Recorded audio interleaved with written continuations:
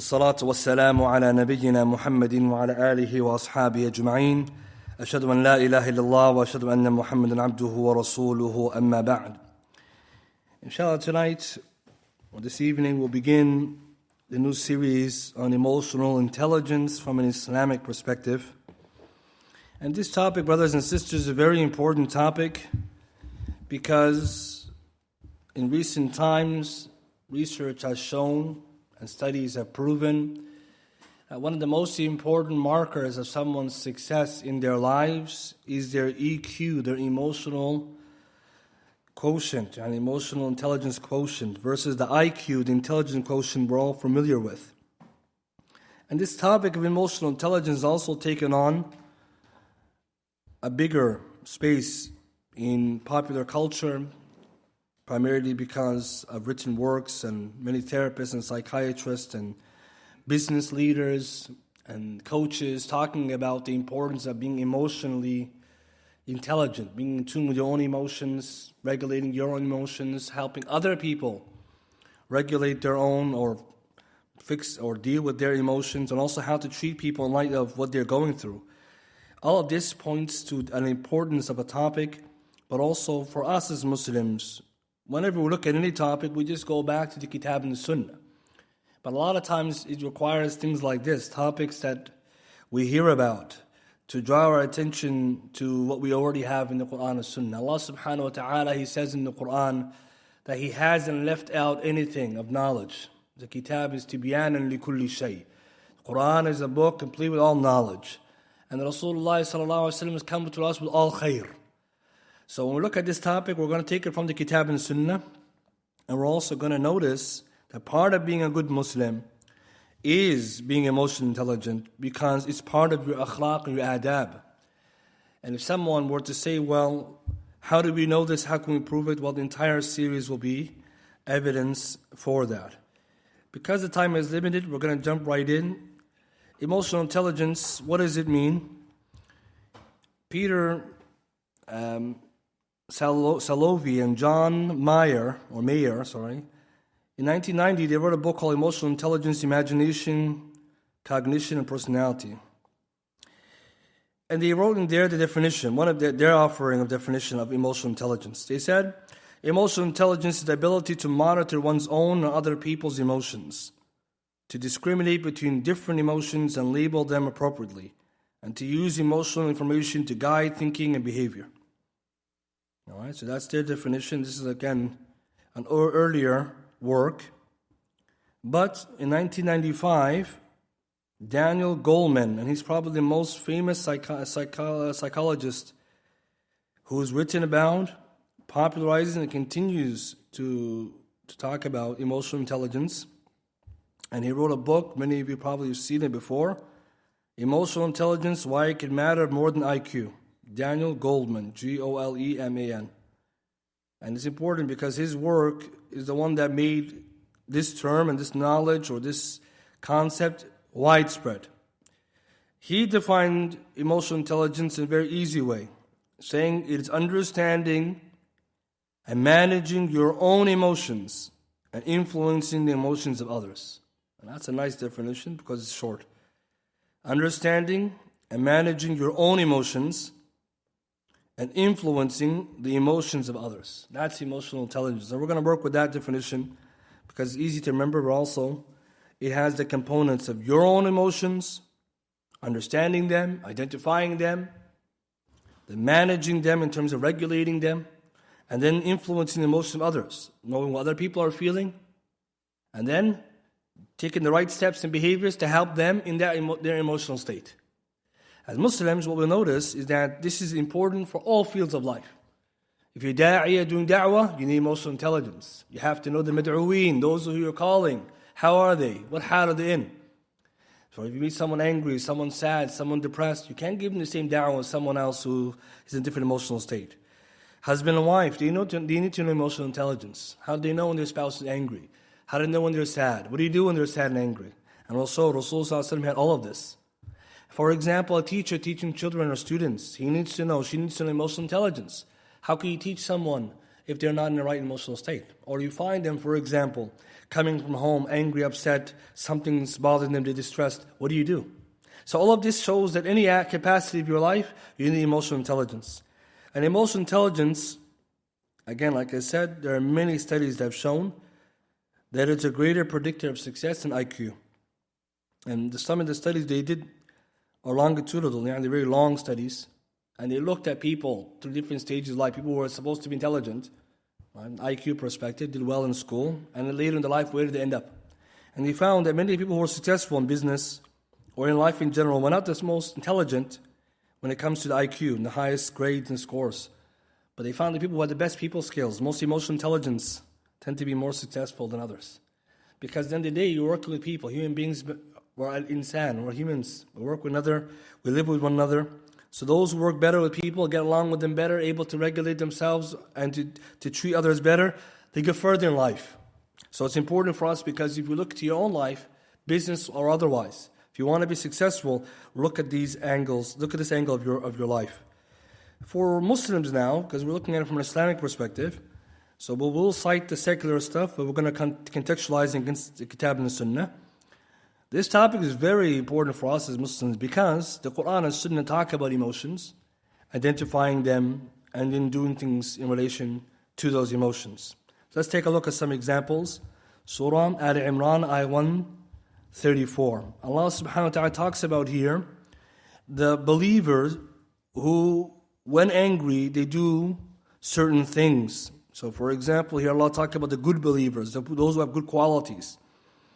Allah says, الَّذِينَ يُنْفِقُونَ فِي السَّرَّاءِ وَالضَّرَّاءِ. Those who spend their wealth in times of prosperity and adversity.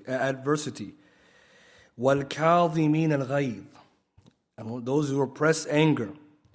وَالْعَافِينَ عَنِ النَّاسِ. And they pardon the people. وَاللَّهُ يُحِبُّ الْمُحْسِنِينَ. Allah loves those who are good doers. So min al-ihsan, look at this. We understand that first part, sadaqah. But look how Allah connected them to personal qualities. You have anger, you suppress it. People do you wrong, وَالْعَافِينَ عَنِ النَّاسِ. You pardon them. Allah yuhib muhsinin. Look how he concluded the ayah. Those are the muhsinin. Sifat al-muhsinin. So this shows us self-regulation, emotional intelligence from the angle. If you're angry, you're not like giving a free license to Sharia to explode on everybody and say, I was angry. That's not a udhr shar'i, right? Even if you look at Abab al-Fiqh, when it gets to the issue of divorce, you find that chapter, right? Someone divorced his wife out of anger. It's debated heavily, this person is excused or not. But what about me and you, for example? You're angry, you said something to somebody, you say, oh, forgive me, brother, I was angry. Sharia didn't give you necessarily that excuse. If you suppressed that anger, you did a good deed. Another example here, afin. You're doing afu, you're pardoning people. That takes a lot of power and strength. So again, this is angles of emotions. Another example.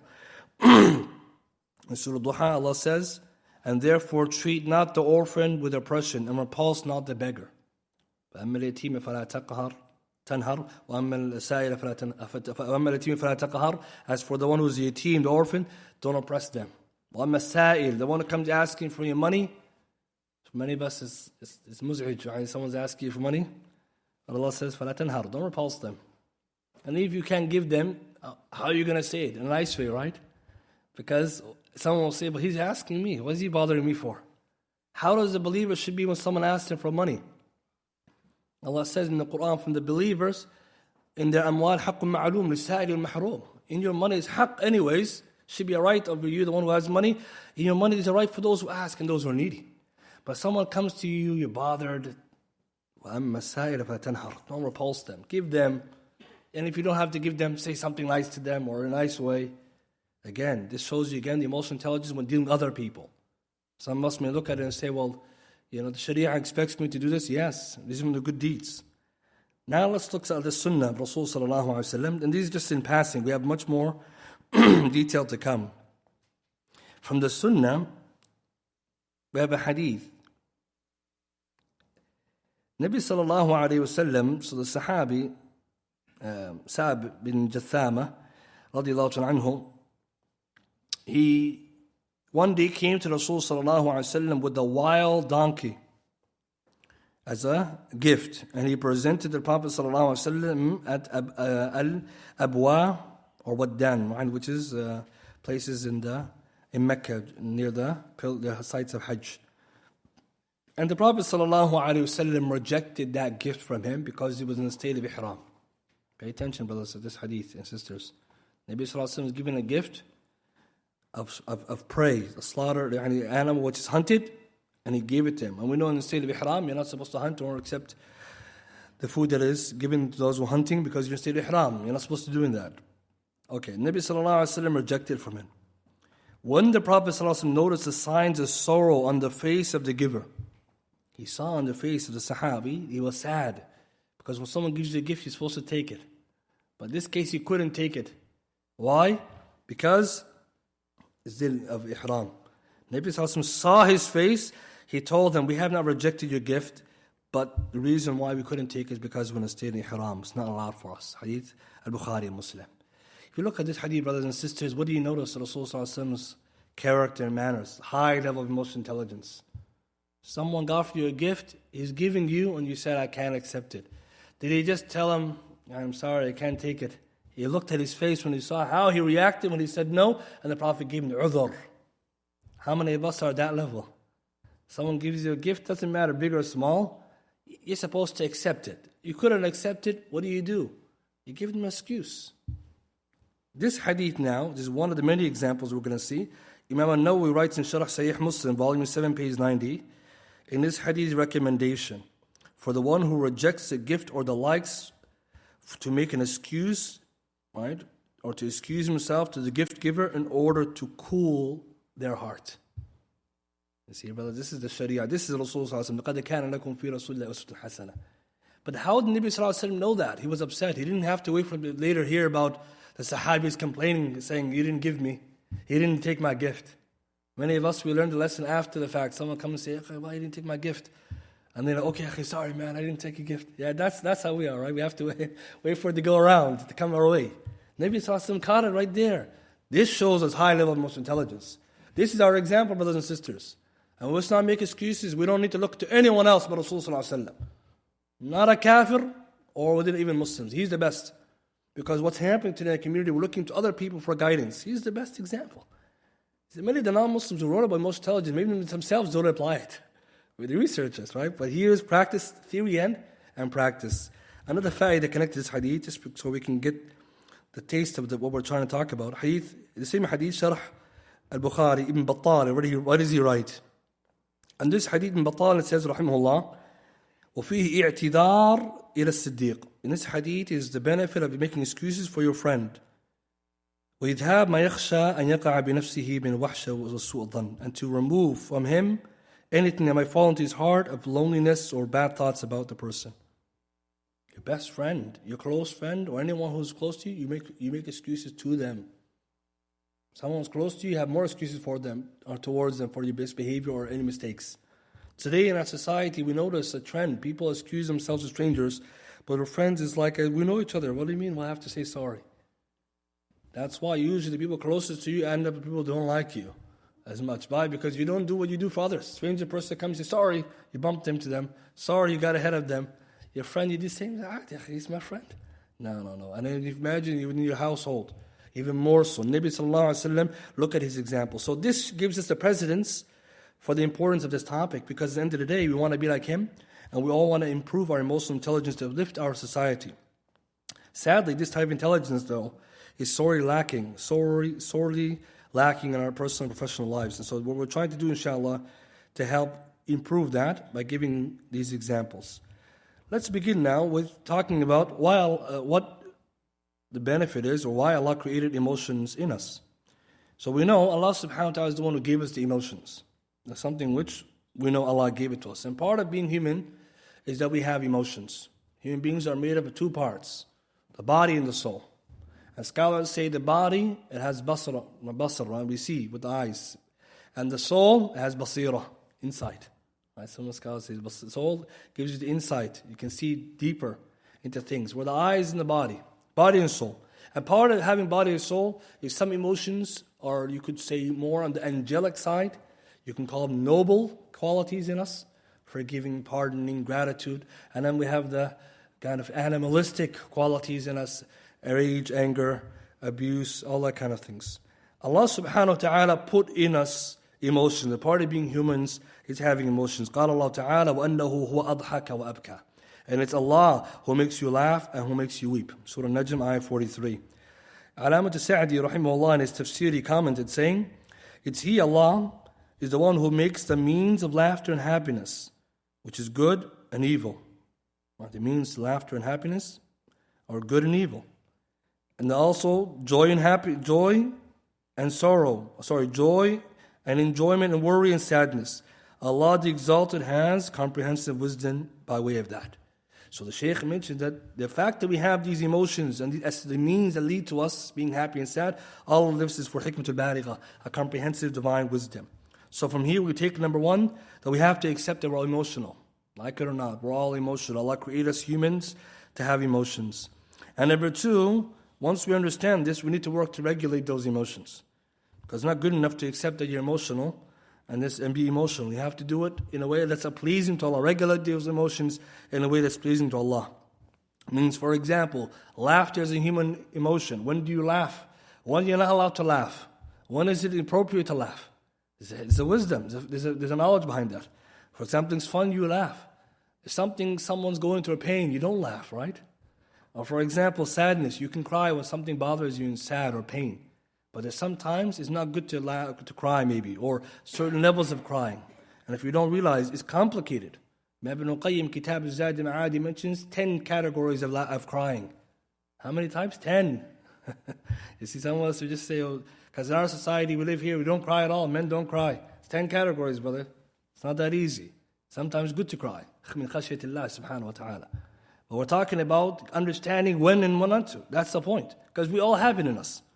Now that we understand this point, scholars went further and tried to realize some of the wisdom. And this leads us to what theorists have discussed about the theories of emotion. Many psychologists, scientists, they looked at what's the benefit behind emotions. And there's too many theories to mention, so we're not going to mention them. But we're just talking about one Islamic understanding, why Allah put certain emotions in us. Shaykh al-Islam ibn Taymiyyah, rahimahullah, in Majmu' Fatawa, volume 10, page 241, he writes, talking about love. Why do we have love inside of us? He says, for verily in the beloved, the one who loves, is a suitable feeling that leads a person to that which they are attracted to, or that which is beloved to them. For example, he says, human beings have been beloved to them food, so they're attracted to go eat. And in order to survive, we have to love the food. So it's beloved to us. He says also, for example, procreation or intimacy with their spouse. Right? Allah put something that beloved in us so that husband and wife could have children. Or friend, so you can interact with them. You like your friends, so you want to deal with them. You want to go meet them. And he says, likewise, the hearts of the righteous have been made attracted to them, beloved to them, the beautiful attributes and qualities of Allah that lead that person to love Him and worship Him. So it's important. And that's also the love of Allah subhanahu wa ta'ala. And we're attracted to His sifat, His attributes and His qualities. So here we see that there is you could say a practical angle where emotions are there. And of course, there's a higher divine wisdom as well. It's a test. Right? And generally, it's a test. Right? For example, some people are more emotional than other people. It's a test. Maybe they have to go through that test. And some people that lack the emotions, so it's also a test. And we also know that altogether it's a blessing of Allah subhanahu wa ta'ala. That we have these emotions because we need them. We need them. Something hurts, we need to feel pain. And when something makes us happy, we smile. We need this in our life. So from this first section, we know Allah put emotions in us. We have to accept that point. But what the benefit we want to take from these lessons is to how to regulate these emotions within ourselves and in other people. Because it's not good enough to say, I'm emotional, I'm in tune with emotions. No, you have to be emotionally intelligent. Right? Regulating them and others' emotions in the way that is pleasing to Allah. Because some people, they conflate emotional intelligence. Being emotional doesn't mean you're emotionally intelligent. Emotional means you express emotion. Emotionally intelligent, you do it the right way.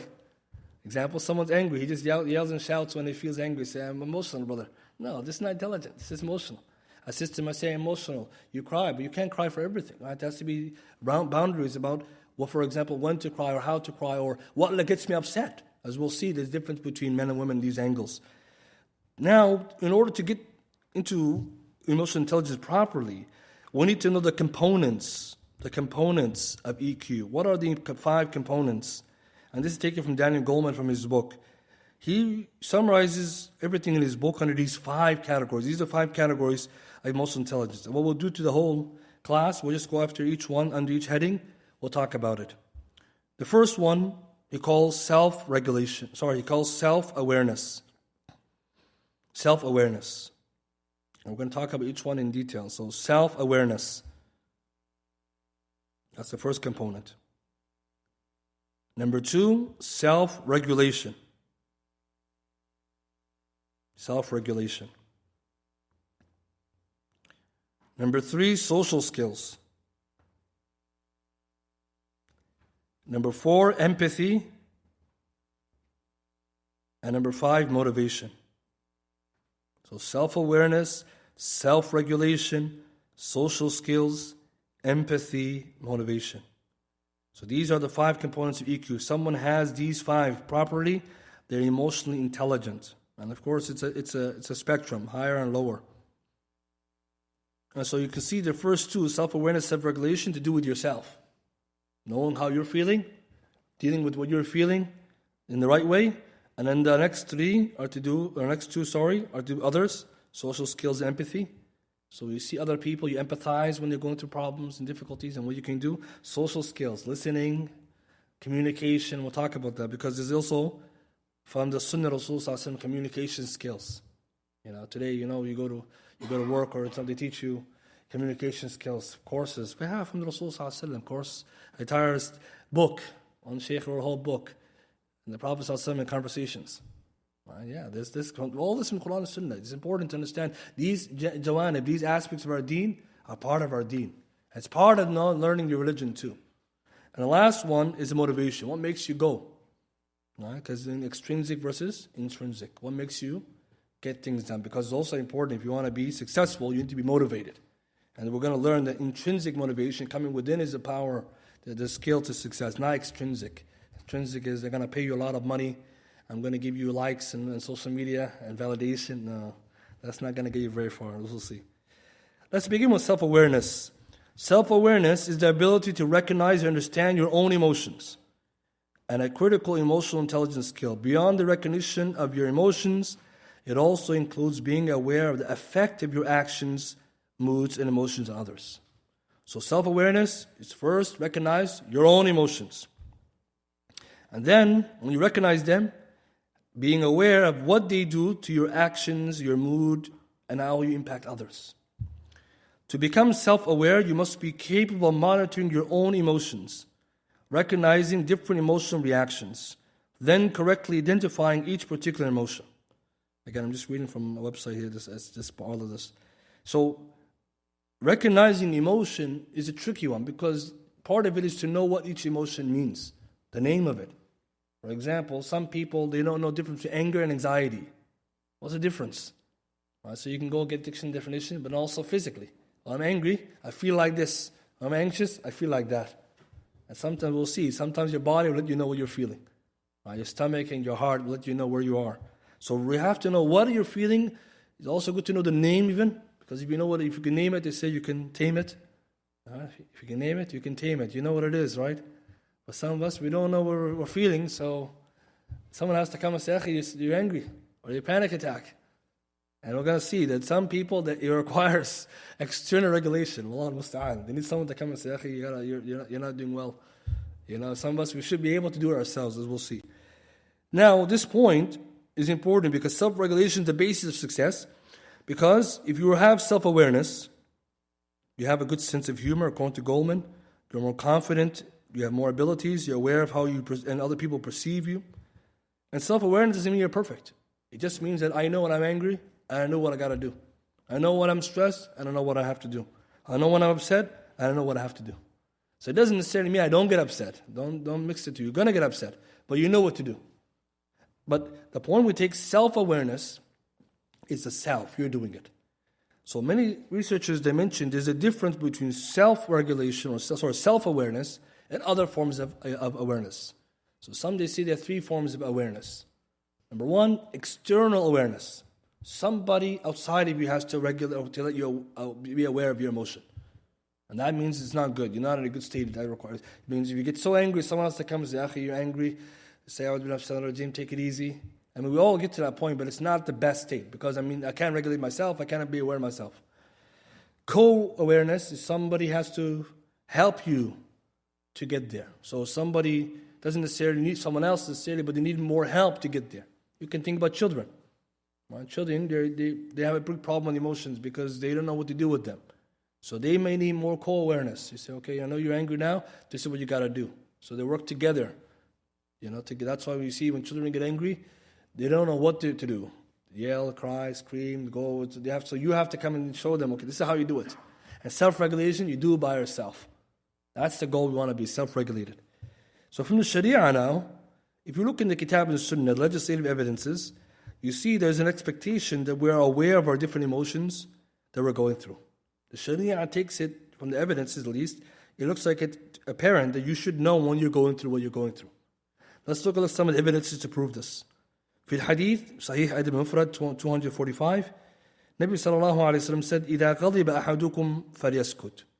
When any one of you is angry, he should be silent. Look at that wording. إذا غضب أحدكم. If any one of you is angry. What does it suggest? That you know you're angry. Because how are you going to keep quiet if you don't know you're angry? It's expectation. That's one hadith. So for example, if I don't know when I'm angry, I can't follow the last part of the hadith, keep quiet. So the hadith is telling us, when you're angry, Nabi didn't necessarily explain to us, when you get angry, this will happen, and your heart rate will go up, and you're going to feel hot, even though that is usually what happens. But it's expected most of us would know you're angry. So there's expectation that you know what you're going through. But الإنسان على نفسه بصيرة. Everyone knows himself best. And it's true. We know, some of us know what it takes. What makes us take, what's going to get us going. Another hadith, sadness. Let's take a look at sadness. قال عليه الصلاة والسلام حديث صحيح المسند أحمد ما أصاب أحد قط هم ولا حزن فقال. There's nobody, it's hadith Abdul Mas'ud, there's nobody who's afflicted with sadness and worry or anxiety, to which then they say, and it teaches the dua of anxiety. Look at the wording. Nobody's afflicted with sadness, anxiety, to which they say. Which means you need to know when you're sad to reach the dua. But if someone has to come to you and say, Akhi, you're sad, here's the dua. The first problem is that person, he won't be going very far. Because every time he gets sad, he will need somebody else to help them to identify that. So part of emotional intelligence, you need to know first when you're sad, when you're angry. You have to know that. And then you do the right things. And it doesn't mean that us as a community and friends, family are not going to help you. Because we also the most intelligent. We see someone sad, you got to do your part too. But what we don't want to do is we need someone to keep telling us every time, this is what you're experiencing. Because that means that you're not self-aware. And researchers, again, scientists and psychologists, they say that emotions can fall into three overall brackets. Number one, subjective experiences. What you think you're feeling. So sometimes when you get angry, you don't think you're that angry. But somebody else thinks you're really angry. Right? So that's that subjective experience. So you think I'm really angry, but you're not that angry. So what you think you're feeling, that's subjective experience. Then number two is the physiological response, the bodily response.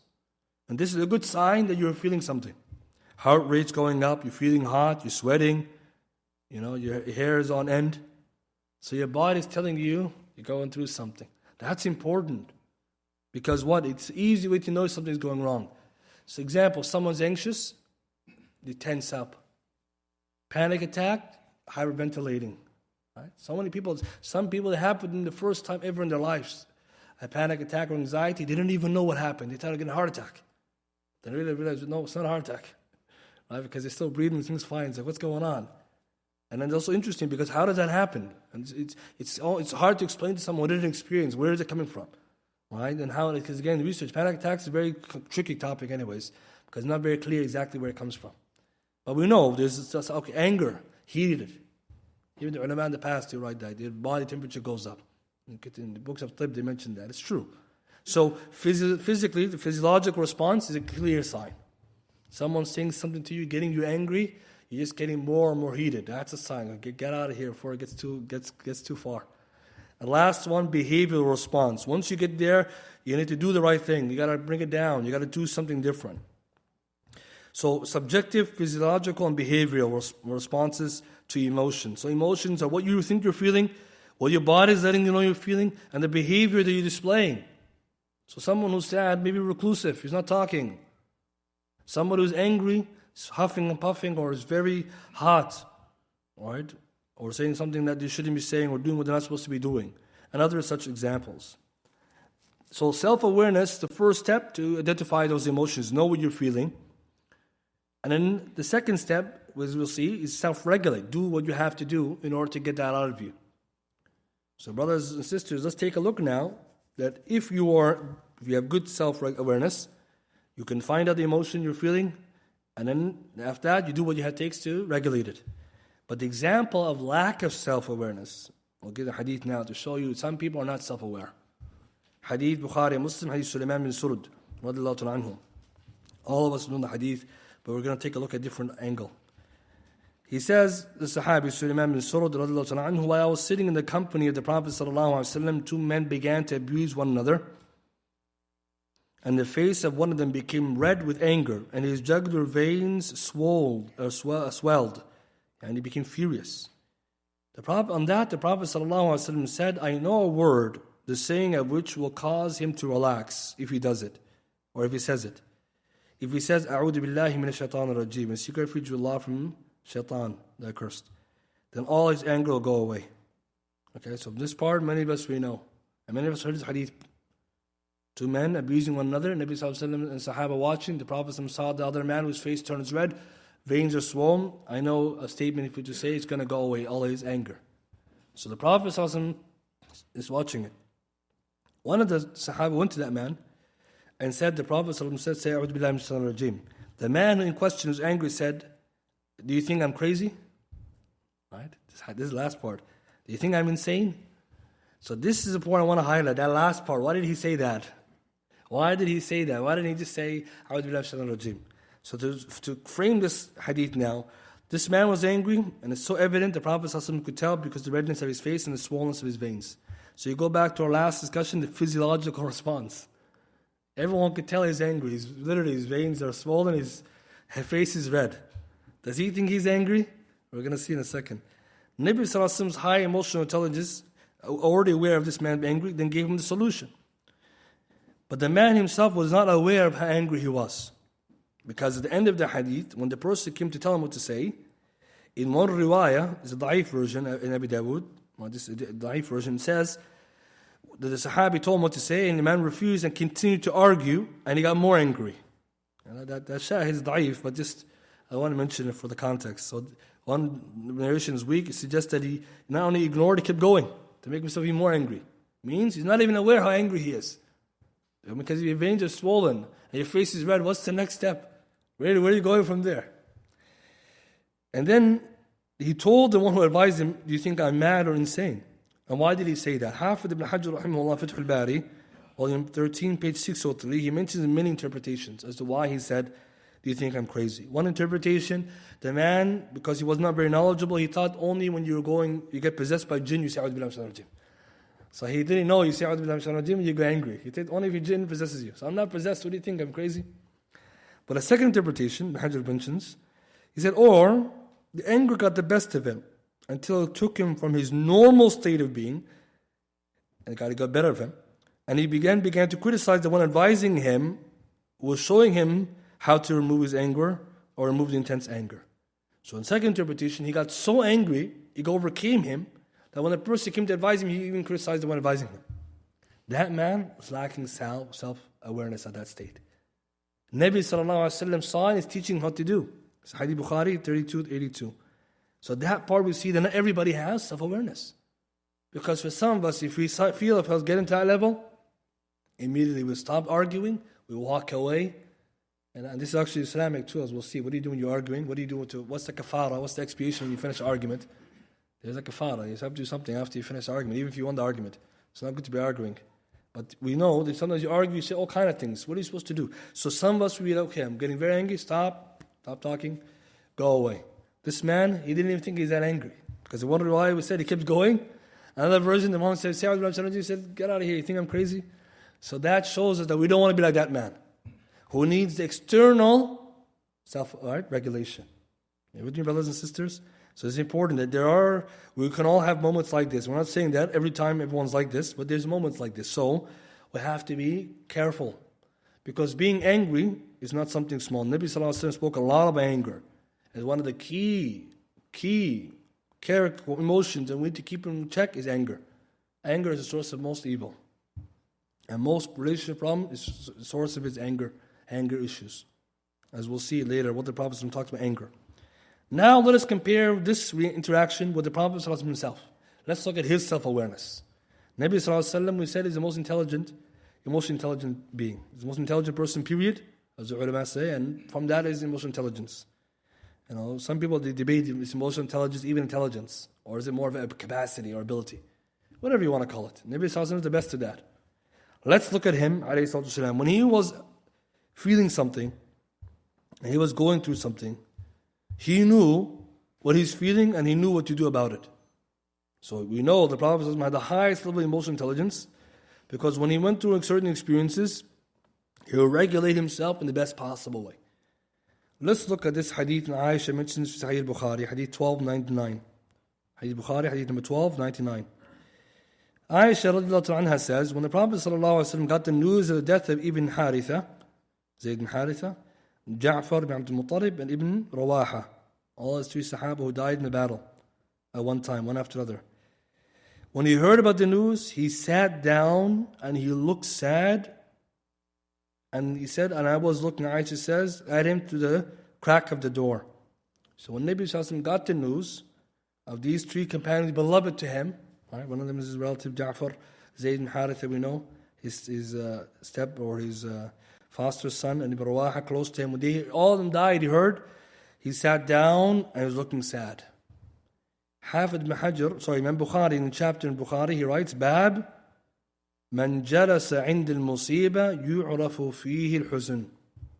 Look at this hadith. Bab, Bukhari writes, chapter, whoever sat down or looked sad when afflicted with a calamity. Nabi Sallallahu Alaihi Wasallam knows he's sad, so he sits down by himself. It's not the first time he does that. He knows he's sad. So what does he do? Alone. Aisha's watching from the door, so she's seeing him sitting alone. Why is he sad? Because the news came to him. The Prophet Sallallahu Alaihi Wasallam knows he's sad? Yes. How do you know? Because he sits by himself. And he knows he's sad, so he's not sitting with everybody, so that he may not be participating with them the way he usually does. Because when the Prophet sits with people, he talks to them and he mixes with them. This time, he's sad. Hafid ibn Hajar Fath al-Bari, volume 3, page 199, comments now Rasul's emotional intelligence here.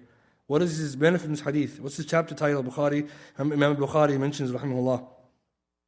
So Ibn Hajar brings more than one interpretation. Then he says that one of the scholars, he mentions Ibn Munir, he says, rahimahullah, from the earlier scholars, from this chapter we take the fiqh, the benefit, an i'tidal fil ahwal, that we take middle course in the different circumstances.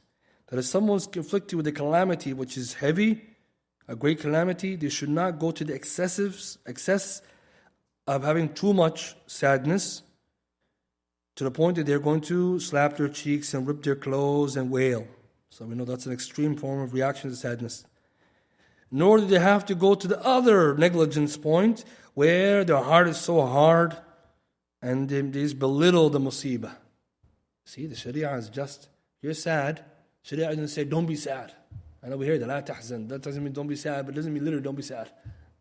Because that's not human, right? Not to be sad. So one extreme is, you got calamity, you go extreme. That's from Jahiliyyah, right? Slapping the face, ripping the shirt, all this stuff. Another extreme, he's talking about the qaswa. واستخفاف بقدر المصاب. يعني it's too much. They don't care. Someone died close to you, whatever. No, it's not. No one's like this. So what is the example he said? He said, this is the case, that we cannot be in these angles. فيقتدي, he said, فيقتدى به صلى الله عليه وسلم في تلك الحالة. If someone is in a situation where they're afflicted by the sadness, and they're not going to go to that extreme nor this extreme, to take example of Rasulullah in this situation where he sat down. So now this Shaykh is saying, sit down, and in time of calamity, جلسة خفيفة بوقار والسكينة, sit down, a short sitting, with your sakina, there's tranquility and there's kind of peace and calm in which you can display your sadness that has been inflicted you. That's what the hadith is telling us. Nabi Sallallahu Alaihi Wasallam did it. He has the best form of regulation, but this is part of humanity, being human. Shaykh Ibn Uthaymeen in Sharh Sahih al-Bukhari, he comments too. Volume 4, page 475. Shaykh Ibn Uthaymeen says, Rahimahullah, this hadith dalilun, is evidence. أن لا بأس أن يحزن الإنسان عند المصيبة. There's no wrong in being sad in time of calamity. وأن يظهر ذلك في وجهه, that you make it apparent in your face. However, the Shaykh says, does that mean then you go to the point of gripping your shirt and no? So here we learn Nabi Sallallahu Alaihi Wasallam, he was sad, he's displaying sadness, no problem. But look at how he displayed the sadness. This is what I want to highlight. He knows he's sad. Why was he sitting down quietly? Because that's what you do when you're sad and you don't want your behavior to affect others in a way that's negative.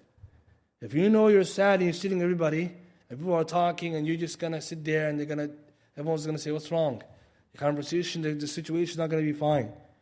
Hadith Bukhari also, when Nabi Sallallahu Alaihi Wasallam was considering divorcing his wives, along Hadith Umar, Abdullah ibn Abbas and Umar, and the Prophet was considering divorcing his wife, a long hadith. It's a very long hadith in Bukhari, a beneficial hadith. Nabi Sallallahu Alaihi Wasallam was contemplating that time what to do, because they have some marital issues. And this is dalil. Shaykh Ibn Uthaymeen says all marriages have marital issues. Who's having problems here? Rasulullah Sallallahu Alaihi Wasallam. Rasulullah Sallallahu Alaihi Wasallam, khayrukum khayrukum ahli wa ana khayrukum ahli. This is him. He's having a problem with his wives. At the time he solved it. At that moment, he was sitting upstairs in the attic, Hadith Bukhari mentions, by himself.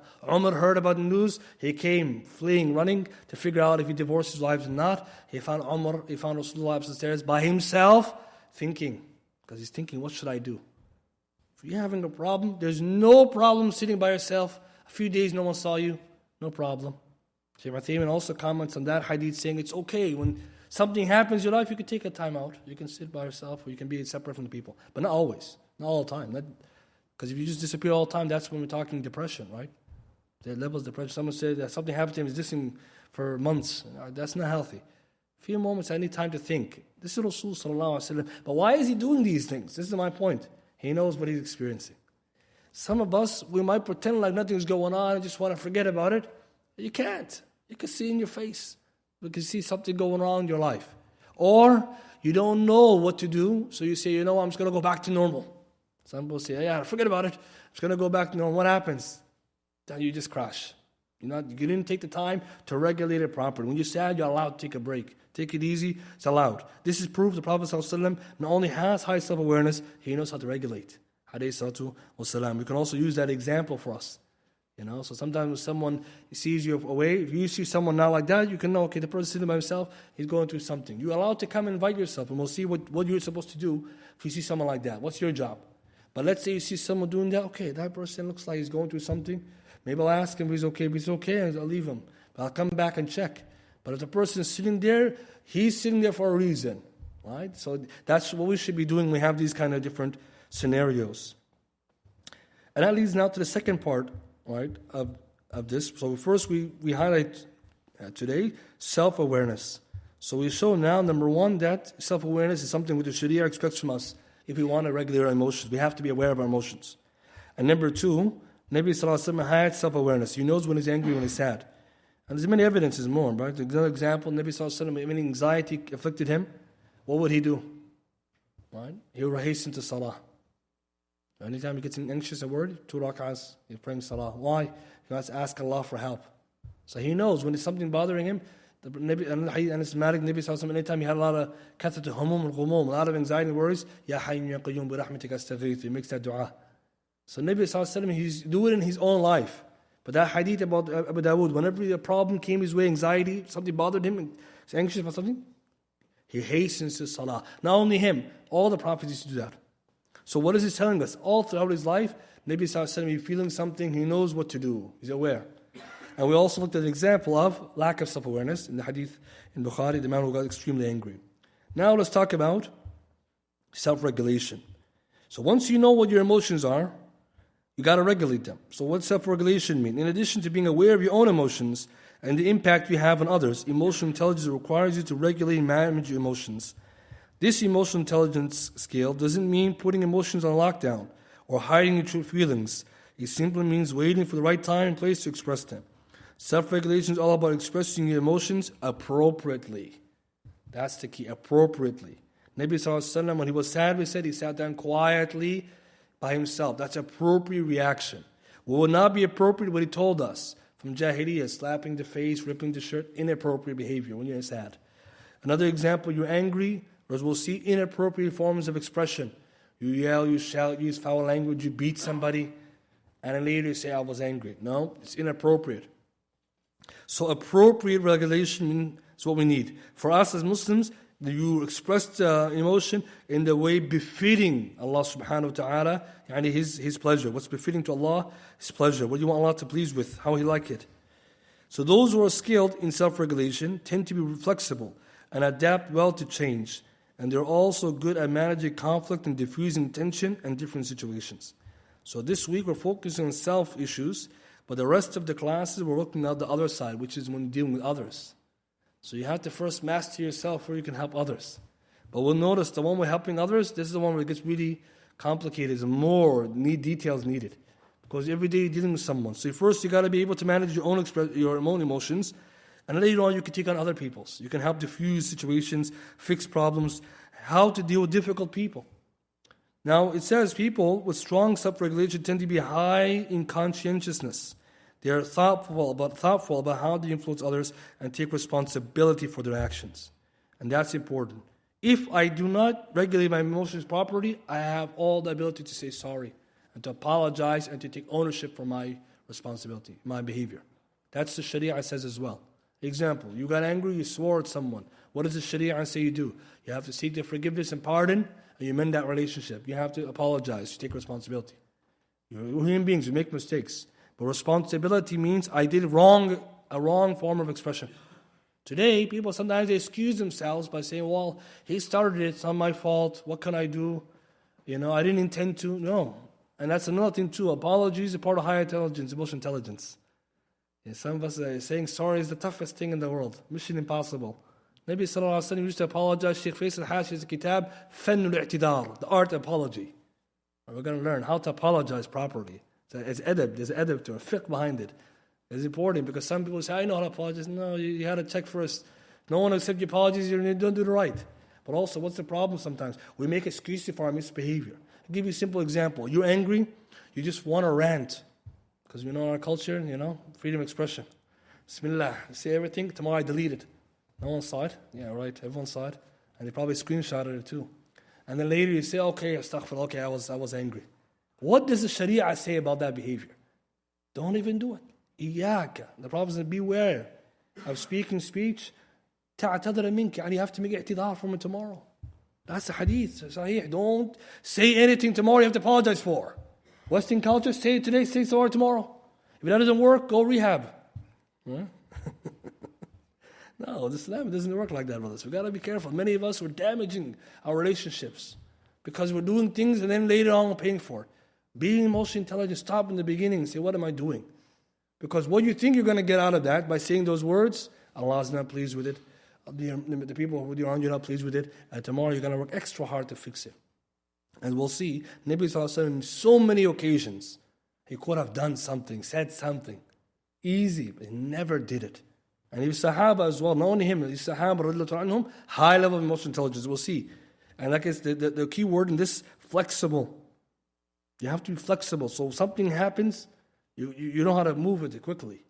Let's take a look now, a practical example, and we'll finish with this for today. Anger, we go with the example of anger. So self-regulation, somebody got angry. First thing, Nabi Sallallahu Alaihi Wasallam told us not to get angry. And we know this in many hadith, the famous hadith of Hurairah, many of us heard, the man came to Rasulullah and said, Ya Rasulullah, awsini. Ya Rasulullah, give me advice. فقال عليه الصلاة والسلام لا تغضب, don't be angry. فردد مرارا, he repeated the question many times, to which the Prophet replied the same way, لا تغضب, do not become angry. Hadith Bukhari. This hadith is very, very, very deep hadith. It doesn't look like it, but it is. Don't get angry. What does that even mean? He's not saying literally don't get angry because you're going to get angry. He's avoiding the expression of anger that's not pleasing to Allah, or get angry in a way and expressing the way Allah is not pleased with, avoiding things that get you to anger, knowing that you're a person who gets angry. So the commentators of the hadith, the scholars, they looked at this hadith very deeply. Why did Rasulullah told that man that advice? One interpretation, scholars mentions that he knew this man often gets angry. So Nabi ﷺ gave him a real advice. So what is the meaning la taghdab? It doesn't just mean don't get angry, because it's bound to happen. Something happened, you got angry. So Imam Khattabi, rahimahullah, comment in hadith, he says, do not expose yourself to the means that will get you angry or that which brings you to anger. So don't do the things that will get you angry of statements or actions. So stay away from the things that get you angry. You know something gets you angry, don't even come near it. That means that's part of la taghdab. That's self-regulation. I know if I play this game or I'm going to play with this person, I'm going to get angry. Don't play with them then. You know that already. What are you going to wait for later to get angry and say, well, I shouldn't have done it? Or another example, you know when you talk to a certain person, it just gets you angry. So what do you have to do? You minimize the interactions. You got to say, keep it simple. Don't say anything too much. La taghdab, that's part of the meaning. Another interpretation of the hadith is that the person who's getting angry, he should focus on the things that will avoid him, which is the reward for not getting angry. So part of regulation, because when you get angry, now you have a choice. I'm going to do it or I'm not going to do it. I'm going to show my anger or not. So what should I do? I have the choice of the prohibition, and I also have the choice of the reward. I need a reward. Hadith, there's another version. Abu Darda, I think, sorry, Abu Dhar, Abu Darda, one of the two, he narrates another version for Tabarani, La taghdab walak al-jannah. Don't get angry and for you is Jannah. That one Shaykh Al-Bani authenticates as well. So you know you're about to get angry. If I get angry, not good. If I don't get angry or hold it down, I can get Jannah. See, that's going to help you not to get angry. That's the Sharia was telling us. Regulate yourself, whatever it takes. So then the Sharia gives us a long list of things to do, right? So if you're standing, sit down. If you sit down, lie down. If you're talking, stop talking. You go. You can get up and go. We're going to look at all those examples. There's a whole, anger management, the whole steps you take. So some of us, when we go 0 to 100, there's no game plan. So you have to know when you get angry, there's a scope. This is what Sharia says you're allowed to do, and you're not allowed to do. So what happens? We cross the line because we don't know even what to do. For example, you get angry, you're allowed to leave. How about if you're at home with your spouse, you get angry? Can you get up and go? There's a detail to that. Yes, there is detail to this. And we're going to get to those exact examples because we need to have practical examples. But look at the hadith. La taghdab doesn't just mean don't get angry. You're going to get angry. When you get angry, find ways to lower the anger. Find ways to regulate it. The best way to not get angry is don't even get near what will get you angry. That requires you to have awareness. And to conclude, brothers, this point of self-regulation means then the Muslim who is aware of their emotions, regulating the ways pleasing to Allah, not only they're going to become better Muslim, they're also going to be more beloved to people. Because when they're beloved to people, because they're doing things that are befitting. An example now, Nabi Sallallahu Alaihi Wasallam, he talked about the idea of controlling your anger. I'll just use an example again. So self-regulation to hold back those feelings. Hadith Abu Hurairah, we all know this hadith, but let's focus on it for a second. لَيْسَ الشَّدِيدُ بِسُرْعَةٍ. It's not strength, the one who, the one who wrestles other people. That's not a strong person. Yes, in our head we're thinking that's the, what do you call it, alpha male, taking people down. No, Nabi Sallallahu Alaihi Wasallam said, إِنَّمَا الشَّدِيدُ الَّذِي يَمْلِكُ نَفْسُهُ عِنْدَ غَضَبٍ. The one who holds his anger when he's intensely angry. That's the strong one. And why is this important hadith? Because to hold you back, your anger is stronger than and more difficult than hitting somebody or expressing anger the wrong way. It's easier to do the other way. Nabi Sallallahu Alaihi Wasallam, look at his life. He's the strongest person. Hadith Anas bin Malik Bukhari, he has a strength of 30 to 40 men. Nobody's stronger than him. Some scholars list a whole list of people. The Prophet put them on the backside. He floored them. They're wrestling. There's a list of people the Prophet took down. You call it the opponents, like their names. There's a list. Nabi Sallallahu Alaihi Wasallam, man came to him. We know the hadith against Sahihain. He pulled his shirt so badly, he left a mark on his side. The Prophet, he said, Prophet, give me some money, look, I'll give you. The Prophet smiled at him. That's strength. The Prophet's so strong, what could he do to that person? But what did he do? I mean, you were not that strong, look what we do. So brothers and sisters, we have to pay attention to hadith. This is self-regulation. You know you can do something, but you don't. Because this is not part of the deen. And one more hadith to contextualize this point of regulation, because again, we need to have more details, and we're going to get to it later. Nabi Sallallahu Alaihi Wasallam, hadith, Shaykh Al-Bani authenticated in the Sahih, he's talking about anger now. Nabi Sallallahu Alaihi Wasallam, one day he passed by with a group of Sahaba men, and they were lifting very heavy rocks.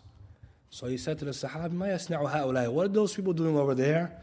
They said, they're lifting heavy rocks, يُرِيدُونَ الشِّدَّةِ. They're trying to get strength. What do you call it? Bodybuilding, Lifting heavy rocks. Hadith Sahih. Nabi sallallahu alayhi wa sallam told me, shall I not show you something stronger or more difficult than that? Control your anger when you're angry.